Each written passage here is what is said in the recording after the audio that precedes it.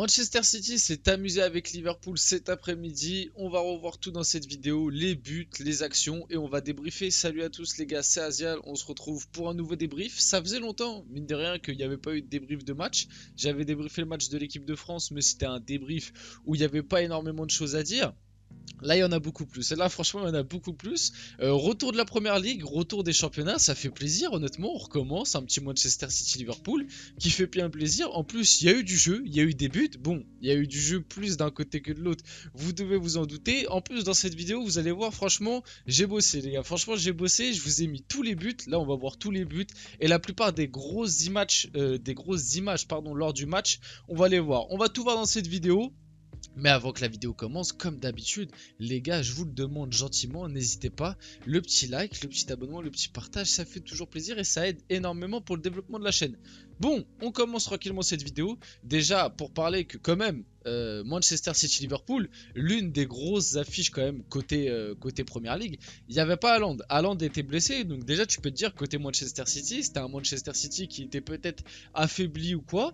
Et bah, on va en parler. On va en parler avant aussi de commencer plus en détail le débrief. Je voulais revenir sur cette action. Pour rappel, je vous remets dans le contexte pour ceux qui n'ont pas du tout vu le match, qui n'ont pas du tout suivi. En gros, Rodri, ici présent, là, qui fait la faute sur Gakpo, avait déjà un carton jaune et il fait cette faute un petit peu d'anti-jeu. Mais cette faute intervient vraiment une minute ou deux après qu'il ait pris son carton jaune. Donc l'arbitre n'a décidé de ne pas lui mettre le deuxième carton jaune qui est synonyme de carton rouge, pardon. Est-ce que vous êtes d'accord avec cette décision ou pas? Moi, personnellement, ça me choque pas trop, mais j'ai vu que ça a un petit peu fait parler sur les réseaux.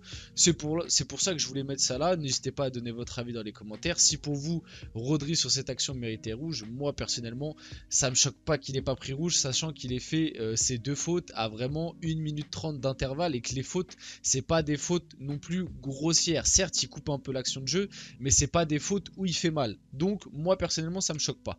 Passons à ce match, au débrief, aux images, les gars, je vous ai dit, je vous ai mis des images. Et le pire, c'est que, assez surprenant, Liverpool a très bien commencé son match. On va voir le premier but, Trent Alexander-Arnold, qui est juste ici avec le ballon. Les images sont un peu floues, je suis désolé, les captures d'écran, vous savez, c'est pas du 1080p. Donc, Trent Alexander-Arnold, qui est juste ici, envoie un magnifique ballon dans la profondeur à Jota, qui au début, tout le monde pensait qu'il était hors jeu, mais il n'était pas hors jeu. Jota qui se fait rattraper par Akanji, mais qui défend parfaitement bien son ballon. Voilà, franchement, il a tellement bien joué l'action sur cette occasion. Et en plus, il aurait pu même la glisser. Il aurait pu mieux jouer l'action en la glissant à Gakpo. Il décide d'attendre.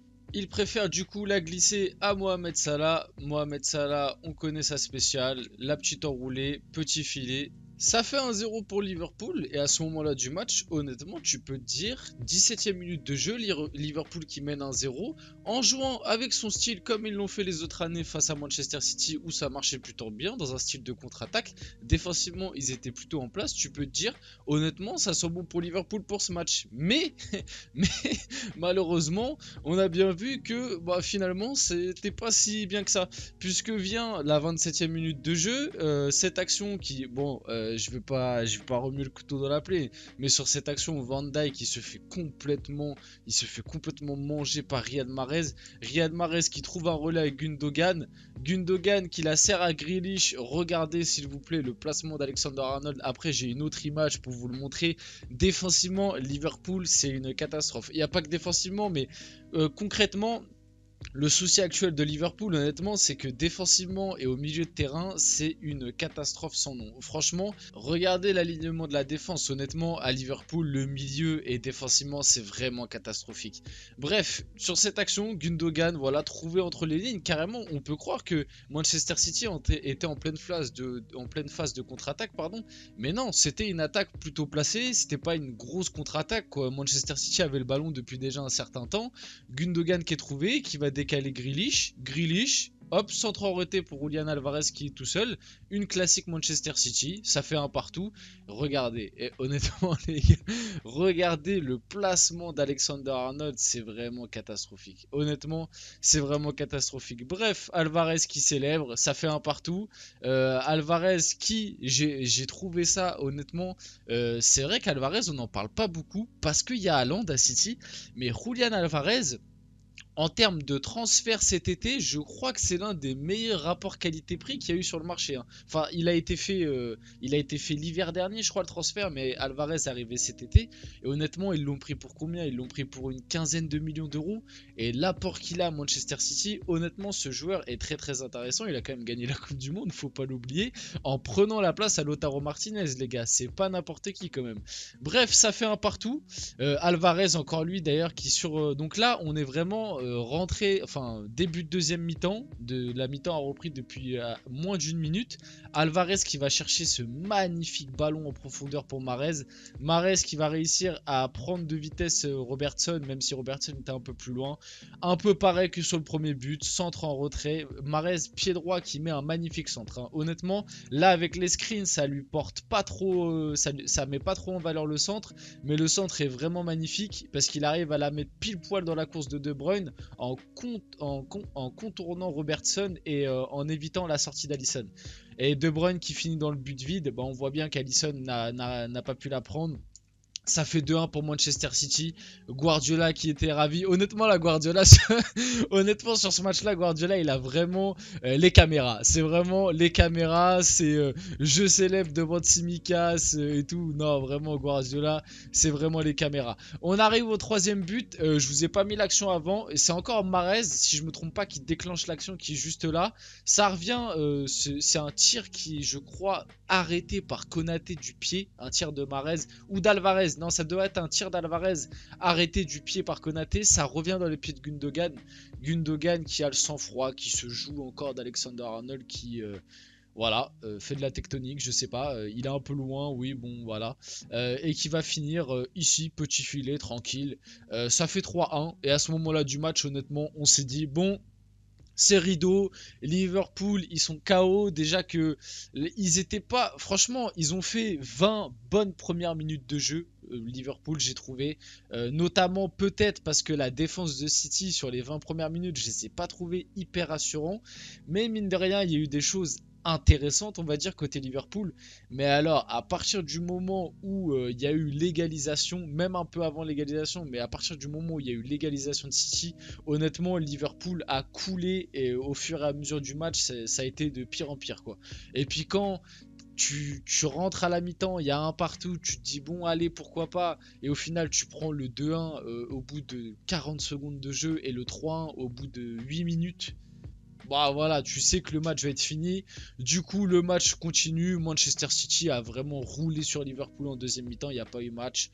De Bruyne qui est trouvé ici dans la profondeur côté gauche, qui va mettre ce petit ballon en retrait là juste ici pour Grealish, hein. Magnifique la vision de jeu de De Bruyne. Et Grealish qui finit, Alisson qui ne peut pas l'arrêter. Ça fait 4-1. Grealish qui d'ailleurs a fait un match vraiment que j'ai trouvé très très bon. Après, sur son côté, il y a... Moi, de toute façon, j'ai l'impression tous les ailiers gauches qui affrontent Liverpool, ils font des gros matchs. C'est bizarre, c'est peut-être à cause du latéral droit de Liverpool, je sais pas. Je mets ça sur la table, petite hypothèse. Bon, en tout cas, Grealish, honnêtement, a fait un très gros match et même plus globalement, il fait une très grosse saison par rapport à l'année dernière. C'est le jour et la nuit. L'année dernière, Grealish, franchement, carrément, je comprenais même pas pourquoi City avait été le chercher. Je le trouvais horrible. Et honnêtement, cette année, je le trouve plutôt bon. Honnêtement, je le trouve plutôt bon. Guardiola, qui à la fin de match, voilà, quand il le sort, il sait que Grealish a fait un bon match. Il le remercie. La tête de Mohamed Salah et de Diogo Jota veut un peu tout dire. Voilà, c'est côté Liverpool, c'est une catastrophe. Et ouais, on arrive sur le dernier diapo de la vidéo. Et voilà, moi honnêtement, je commence vraiment, et j'avais déjà parlé dans une ancienne vidéo, je crois que c'était pour le débrief Real Liverpool. Les gars, Klopp, va falloir ouvrir un vrai débat. Moi, je suis désolé, il y a énormément de gens qui l'aiment. Moi, c'est un entraîneur que j'aime bien. Voilà, il a un beau sourire, il crie, voilà, le Gegenpress, ok, c'est très bien. Mais il faut être honnête que Klopp, il a les cartes en main à Liverpool. Faut qu'il arrête de se faire passer pour un petit poussé, puisque Liverpool a quand même claqué sur les 2 dernières années quasiment 200-300 millions. C'est pas rien, c'est énorme. Certes, c'est moins que certains gros clubs, mais Liverpool doit faire partie des top 10 clubs les plus dépensés sur les 2-3 dernières années, ça j'en suis sûr.